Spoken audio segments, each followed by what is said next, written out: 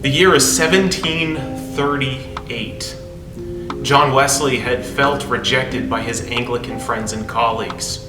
And one night he found himself in a Moravian meeting on Aldersgate in London. That night in worship, he reported having an experience where he said that his heart felt as though it was strangely warmed. And there have been many historians who've tried to paint that as his conversion experience or his sanctification experience. And there's been much ink spilled about that night because it launched the Methodist Revolution in the Anglican Church in the 18th century. But 3 nights before, his brother Charles had a very similar experience and talks in very similar ways. And that year, 1738, he, Charles, ended up writing a hymn about he and his brother's experience at those Aldersgate meetings called "And Can It Be?" Now, I'm used to hearing that song sung by pastors at ordination services, and I love to hear the room filled with the voices of pastors.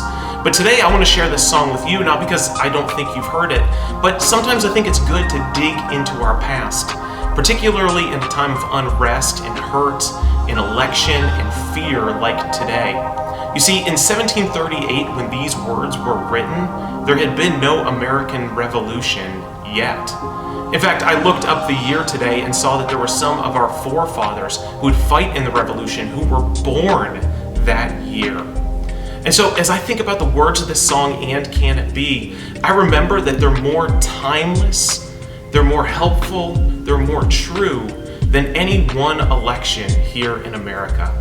Now, I'm sure there are many of you watching this today who are feeling disappointed and others who are feeling very hopeful and excited. But what I know is that the people who were the political figures in 1738 now rest with their ancestors.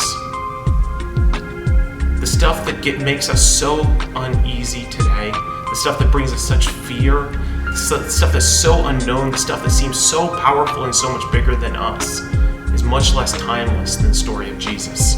And so I want to remind you of not simply where we are, but where we are heading, as I read to you these last words from the hymn. No condemnation now I dread.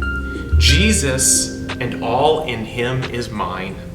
Alive in him, my living head, and clothed in righteousness divine, bold I approach the eternal throne and claim the crown through Christ my own. May those words resonate with you today as you recall you are called and made and drawn heavenward, and may your hope be found there as you listen to this ancient song.